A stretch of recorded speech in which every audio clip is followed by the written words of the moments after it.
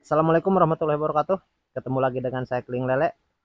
Di video yang ini saya akan membahas lebih jelas lagi karena video yang sebelumnya begitu saya datang pas sahabat kita lagi ngasih makan, jadi konsentrasi saya dadak-dadakan. Oke, kita lihat keseruan seperti itu. Karena tujuan saya yang sebenarnya yang ini, saya mau review soal pertanyaan bagaimana penyediaan air, terus bagaimana cara memasukkan benih, dan bagaimana mengawasi perubahan-perubahan air dari fase ke fase. Oke, dan lebih banyak lagi sebelum kita lebih jauh membahas soal itu untuk kita bisa belajar sama-sama.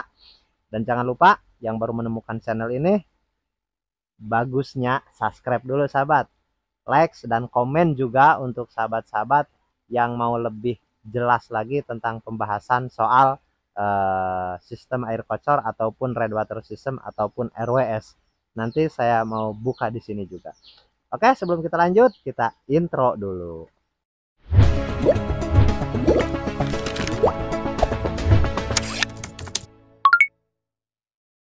Oke, kita lanjut akan review bagaimana penyediaan air dan awal tebar seperti itu. Jadi karena kameramennya mau istirahat dulu sahabat, jadi saya akan lihat sendirilah, review sendiri dan sambil menerangkan seperti itu. Kita biarkan kameramennya ngopi-ngopi dulu. Oke, kita lanjut. Oke, kita mau review dari awal tebar. Awal tebarnya seperti apa? Kita dari ujung dulu karena kebetulan ada di sini bak yang baru tebar. Nah, dan kelihatannya seperti ini sahabat bisa lihat. Ini yang awal tebar, ukuran ikannya 6-7 cm. Yang ini enggak memakai eceng gondok. Sahabat bisa lihat, yang ini semua enggak memakai eceng gondok. Terus yang memakai eceng gondok yang mana? Yang sebelah kiri saya. Kalau yang ini semuanya memakai eceng gondok. Dan terkait adanya beberapa video yang membahas soal Grand Water System. Nah, ini sahabat. Ini airnya hijau. Ini kalau saja kita full tutup, ini akan menjadi hijau pekat. Dan ini airnya sangat bagus. Ini bisa menjadi Grand Water System. Nah, terus sahabat pun bisa lihat, saya cari ikan yang gantung-gantung ini sahabat sebenarnya. Karena beberapa orang yang mengatakan kalau ikan gantung itu enggak sehat lah, inilah, itulah. Jadi kita jangan terlalu fokus kepada hal-hal yang saya anggap sepele lah. Kecuali ada bukti kematian lebih daripada 5 ekor. Nah itu baru kita tangani dengan serius lah, jangan main-main. Karena bagaimanapun juga kita harus menanganinya kalau dinyatakan ada penyakit.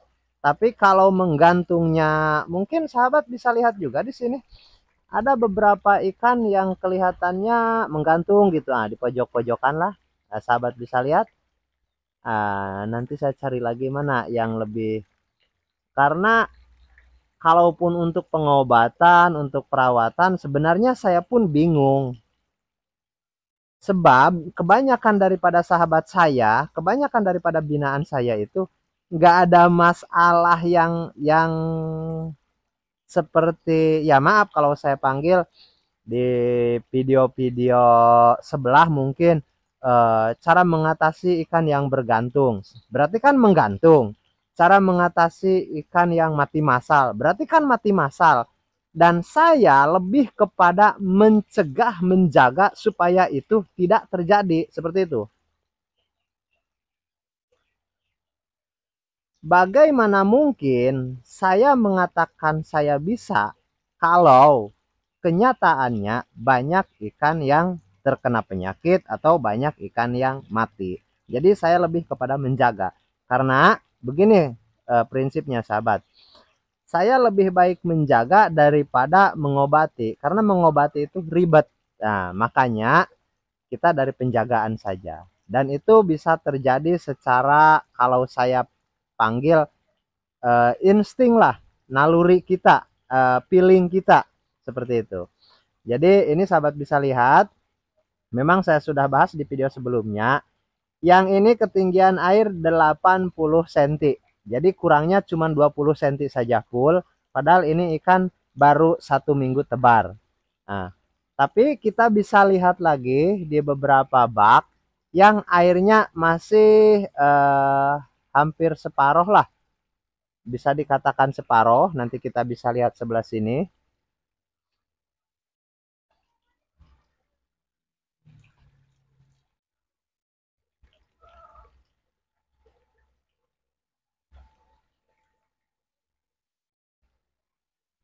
Nah, seperti yang ini dia kisaran 70 cm, kurangnya agak sedikit tinggi daripada yang tadi. Dan ini kan kelihatan ada yang menggantung nih sahabat. Kalau yang ini, saya mau pertunjukkan. Di pojok-pojok sana kelihatannya ada yang menggantung. Apakah ini masalah? Aduh, tenggelam. Begitu didekatkan kamera, tenggelam. Dia malu mungkin. Sahabat bisa lihat menggantung. Ada beberapa yang menggantung. Sahabat bisa lihat. Dan sebenarnya, sahabat bisa lihat ada beberapa yang menggantung. Dan ini menggantung karena kekenyangan sahabat. Karena ini agak sedikit kelebihan pakan. Sahabat bisa lihat, pakan belum habis. Dan ini patokannya 5 menit. Kalau 5 menit nggak habis pakan, sahabat harus kurangi porsi makannya, kurangi. Berarti nafsunya dia kurang bagus, seperti itu. Jadi kita nggak menggunakan sampling berapa bobot ikan, pakannya berapa, enggak. Kita menggunakan feeling saja. Buktinya seperti ini kan. Kita kasih porsi makan yang sama karena jumlah ikan yang sama. Yang ini kita bisa lihat sisa pakannya banyak. Dan kita akan lihat lagi yang sama sudah dikasih makan tapi nggak ada sisa sama sekali. Nah, kayak yang ini, yang awal kita review, ini nggak ada sisa pakan sama sekali. Meskipun ikan banyak yang di permukaan karena itu kekenyangan mungkin. Jadi bahkan yang ini kelihatan agak masih kurang kayaknya sahabat. Kalau yang tadi kan agak kelebihan. Ini nggak ada sisa pakan. Jadi kesimpulannya begini sahabat. Untuk groundwater system itu bukan sistem. Secara otomatis kalau ikan masih kecil itu akan menghijau. Dan kita lihat perubahannya. Dari air hijau ini kita bertahap cari yang sedikit lebih besar lagi. Sedikit lebih besar dari ini. Oke, kita lihat. Jadi kita cari yang sedikit lebih besar daripada itu. Yang usianya kisaran sudah, yang tadi kan baru seminggu tebar nih. Yang tadi baru seminggu tebar. Yang ini sudah 1 bulan. Ini sudah 1 bulan. Kebetulan tebarnya ini kan beliau 1 bulan sekali. Jadi nggak ada yang umur 3 minggu, 2 minggu, 3 minggu, nggak ada. Ada yang 1 minggu dan langsung ke 1 bulan. Dan ini yang 1 bulan. Dan airnya, fase airnya dari hijau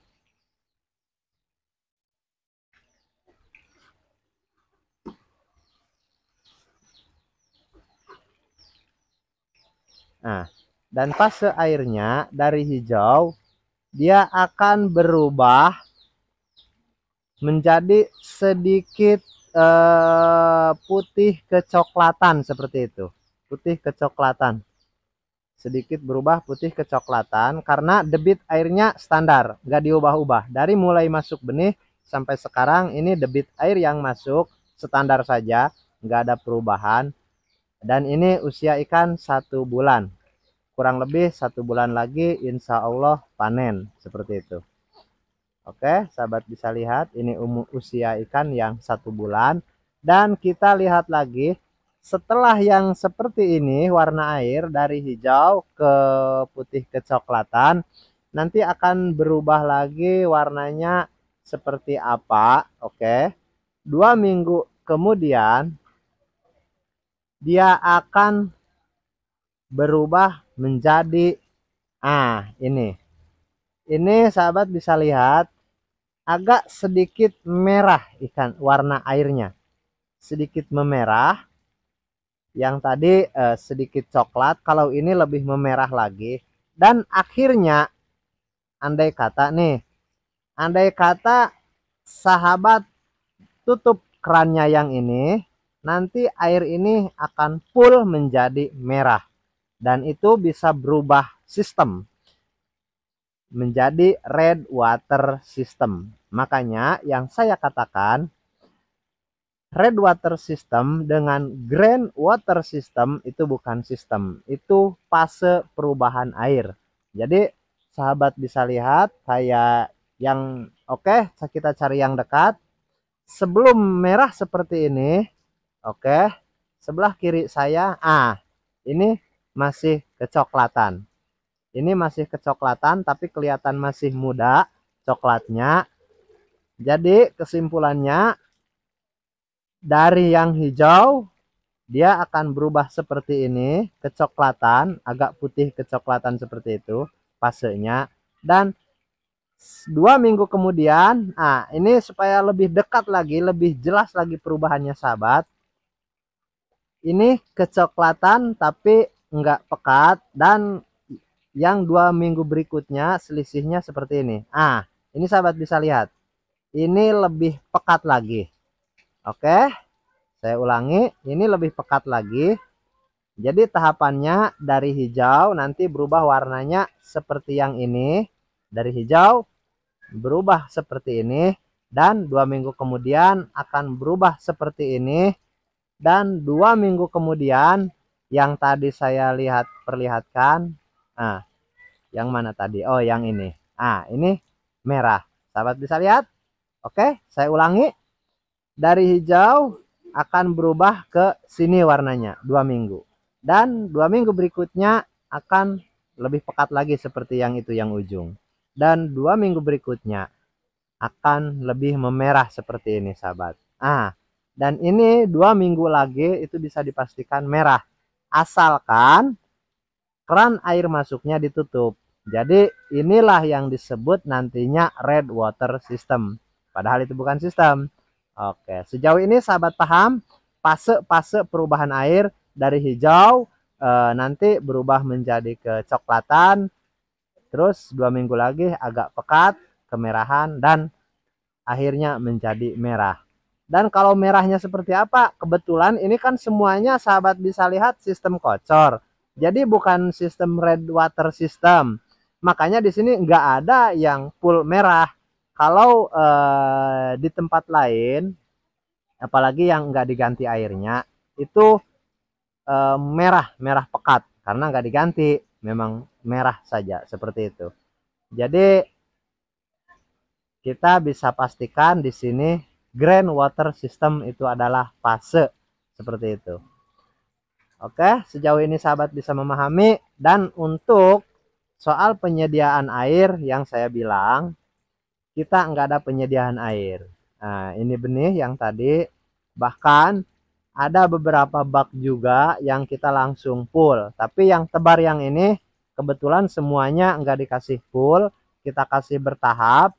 Karena yang pertama suplai air bulan ini kita lagi kurang, karena ini bulan 8, bulan 9 bukan bulan 8, bulan 9 pas musim kemarau yang luar biasa, banyak sahabat-sahabat yang lain yang kekurangan air. Jadi di sini kita atur cara pembagian airnya, yang sekiranya amonianya akan meningkat tinggi kita besarkan debitnya, yang aman-aman kita kecilkan debitnya seperti itu. Makanya kenapa ini belum penuh? Nanti kita penuhkan ini fase panen, karena seperti ini. Contoh saya cari yang dekat. Asila. Oke. Seperti yang ini kan. Yang ini kisaran 2 minggu lagi dia panen, dan nanti panen kan ini airnya kan agak sedikit besar. Semasa panen mungkin ada waktu 2-3 jam, kita tutup dulu. Semasa 2-3 jam itu kita alihkan debitnya ke sini, ke benih ini. Kita alihkan airnya, debit airnya selama 2-3 jam. Oke, sahabat bisa lihat dari sini keduanya. Kalau kita tutup yang sebelah kanan saya ini, kita pindahkan ke sebelah yang kiri, nah itu airnya akan besar masuknya, seperti itu. Jadi selama 2-3 jam insya Allah penuh. Ada beberapa bak yang baru kita isi, kita penuhkan semua semasa panen, seperti itu. Oke, sejauh ini sahabat bisa memahami. Jadi untuk penyediaan air, kita nggak ada penyediaan air, kita nggak ada perlakuan khusus untuk air, kita tebar saja dan kasih makan, seperti itu. Oke, sejauh ini sahabat sudah paham. Ini sistem kocor yang nggak ada penanganan khusus. Jadi yang saya bilang, kita isi air, kalau mau penuh langsung penuhkan, kalau mau setengah dulu nggak apa-apa, langsung kita kasih benih. Seperti itu, nggak ada penyediaan apapun. Dan kita tinggal kasih makan saja. Tapi itu tidak berlaku untuk semua, untuk keseluruhan itu nggak berlaku. Karena apa? Ada beberapa air mungkin yang nggak mumpuni, harus diendapkan lah, harus dikasih probiotik dulu atau harus dipupuk dulu dan lain sebagainya. Mungkin itu ada. Tapi kalau untuk binaan saya 100% nggak ada. Maupun itu yang lokasinya di air asin, saya di treatment dari awal supaya ke bak itu nggak ada perlakuan khusus. Seperti itu. Saya olah airnya dulu, masukkan ke bak itu sudah bisa. Bisa untuk dipakai budidaya. Seperti itu. Terus kalau airnya misalkan berzat besi tinggi, berkapur tinggi, mengandung mangan dan lain sebagainya, saya oksidasi dulu dari sumber airnya, saya treatment dulu dari airnya. Saya ada beberapa tong cara pengolahannya supaya kita masukkan ke bak itu sudah enggak ada perlakuan apa-apa, air itu sudah sesuai. Jadi kita bisa lihat, oke, seperti ini sahabat.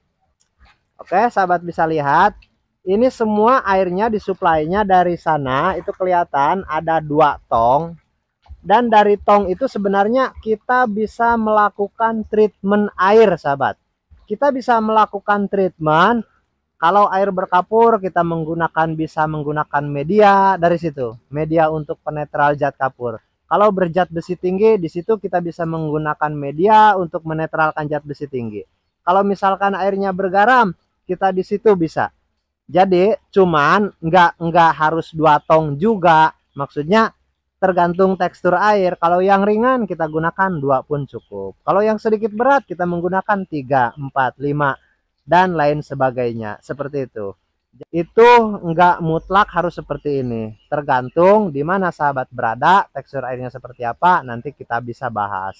Makanya saya lebih kepada siapapun yang mau belajar, kita sama-sama mau konsultasi, mau dijawab beberapa pertanyaannya dari segi permasalahannya, paling pertama saya tanyakan di mana airnya seperti apa, perlakuannya seperti apa. Karena di setiap daerah itu beda-beda. Nggak bisa misalkan saya bikin video seperti ini, semuanya harus seperti ini. Nggak bisa sahabat. Nggak bisa. Semuanya diperlakukan dengan cara yang berbeda. Makanya disitulah banyaknya sistem. Ada RWS, GWS, bioplok, ada RAS, ada sistem kocor, dan lain sebagainya. Kenapa itu bisa banyak sistem? Karena di setiap daerah bisa memperlakukan sistem yang berbeda. Seperti itu. Oke, sejauh ini sahabat paham? Jadi, kalau sahabat mengatakan SOP-nya gimana, perlakuan dari tebar benih sampai ini itu gimana, sebenarnya itu nggak akan spesifik kalau sahabat belum melakukan. Jadi saran saya, oke, sahabat lakukan dulu. Sejauh ini sahabat tahunya sampai di mana pengetahuannya, seperti itu. Dan insya Allah sambil jalan kita belajar, insya Allah saya bimbing. Saya sesuaikan airnya seperti apa saja resikonya, seperti itu. Kekurangan kelebihannya nanti kita bisa bahas sama-sama. Oke, mungkin sahabat bisa memahami dari keseluruhan isi video ini. Dan untuk hal-hal yang lebih dominan lagi, untuk pertanyaan-pertanyaan yang lebih apa namanya, lebih menurut sahabat lebih sulit, lebih seperti apapun itu terserah. Yang jelas saya insya Allah bisa membantu sahabat semampu saya sesuai pengetahuan saya yang ada. Insya Allah saya bisa berbagi. Apalagi masa-masa sekarang kan saya masih di YouTube ini masih dianggap baru lah, subscriber belum banyak, views belum banyak. Jadi saya harus banyak promosi dong, banyakin gratisan, yang mengikuti pelatihan gratis, yang konsultasi gratis dan lain sebagainya digratiskan. Seperti itu. Karena saya masih punya banyak waktu. Tapi nggak tahu lagi kalau misalnya sudah ratusan ribu views, subscriber, karena banyaknya mungkin komen yang harus dijawab, pertanyaan yang harus dijawab, itu pun tetap saya semuanya akan jawab. Cuman paling dari waktu saja. Nggak bisa cepat. Kalau sekarang paling 2-3 hari insya Allah bisa saya bahas. Oke? Kita bisa ketemu lagi di next video berikutnya. Dan untuk yang belum mempunyai nomor WA saya, sahabat bisa catat di 0722. Oke, kita ketemu lagi di video berikutnya. Assalamualaikum warahmatullahi wabarakatuh.